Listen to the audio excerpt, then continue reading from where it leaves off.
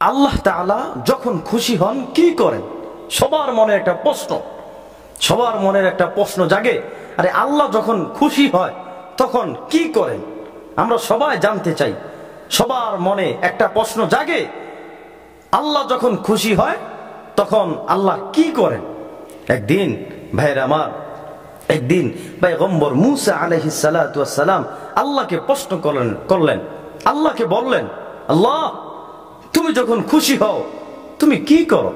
ভাইরা আমার, এটা কিন্তু আমাদের সবার অন্তরে একটি প্রশ্ন যে আল্লাহ যখন খুশি হয় আল্লাহ কি করে। তো একদিন পয়গম্বর মুসা আলাইহিস সালাতু ওয়াস সালাম আল্লাহকে প্রশ্ন করলেন, জিজ্ঞাসা করলেন, আল্লাহ ও আল্লাহ আপনি যখন খুশি হন তখন কি করেন? তখন আল্লাহ মুসা আলাইহিস সালাতু ওয়াস সালামের প্রশ্নের জবাবে বলেন, ও মুসা আমি যখন খুশি হই তখন বৃষ্টি দেই। সুবহানাল্লাহ, কি দেই? বৃষ্টি দেই।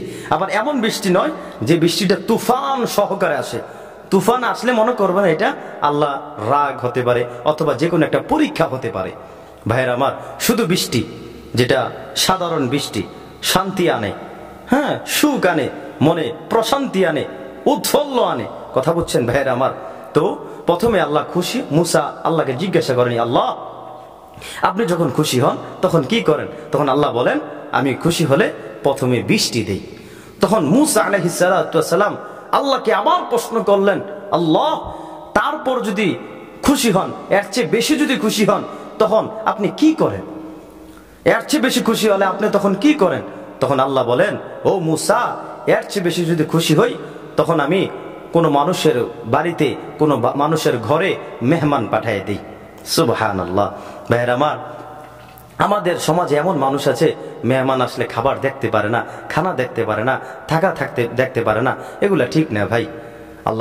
আল্লাহ পাক রব্বুল আলামিন বলেন, আমি যখন খুশি হই তখন বৃষ্টি দেই, এর চেয়ে বেশি যখন খুশি হই তখন আমি তার ঘরের মধ্যে মেহমান পাঠিয়ে দেই, আত্মীয় স্বজন পাঠিয়ে দেই। আবার পয়গম্বর মুসা আল্লাহকে জিজ্ঞাসা করলেন, আল্লাহ এর চেয়ে যদি আপনি বেশি খুশি হন তাহলে আপনি কি করেন?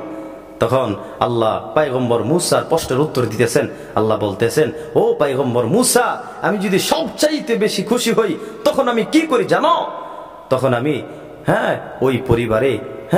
ওই পরিবারে একটি কন্যা সন্তান দান করি। সুবহানাল্লাহি ওয়া বিহামদি। ভাইরা আমার, আমরা তো এমন একটা ডিজিটাল সমাজে যুগে আসছি, কন্যা সন্তান হইলে আমরা মন বেজার হয়ে যায়, মনটা খারাপ হয়ে যায়, হ্যাঁ চোখগুলা কপালে উঠা যায়, মন মরা হয়ে যায়, একজন লাগাজন দুনিয়া নাই এসে এত পরিমাণ নিকৃষ্ট মনে করি এটাকে, মেয়ে হওয়াকে, কন্যা সন্তান হওয়াকে। আরে ভাই আমার, বোনের আমার, শুনে রাখেন, এমনও পুরুষ আছে, এমনও কাপুরুষ আছে, তাদেরকে আমি কাপুরুষ বলি। কি বলি? কাপুরুষ বলি। এমনও কাপুরুষ আছে যে কাপুরুষেরা যখন তার স্ত্রীর গর্ভে কন্যা সন্তান হয় তখন ওই স্ত্রীকে মারধর করে। আমি বলি, তুই তো পুরুষ না, তুই বরং 1 নম্বর কাপুরুষ। ভাই আমার, ও যুবক ভাইয়েরা, এই কাপুরুষতা আপনি প্রকাশ করিয়েন না। আরে কন্যা সন্তান, ছেলে সন্তান সব তো আল্লাহই দান করে, আল্লাহ তো দান করে। আবার পয়গম্বর মুসা বলছেন, তুমি সবচেয়ে বেশি খুশি হলে কি দাও? তখন তো আল্লাহ বলছে যে আমি সবচাইতে বেশি খুশি হলে কন্যা সন্তান দেই, মেয়ে সন্তান দেই।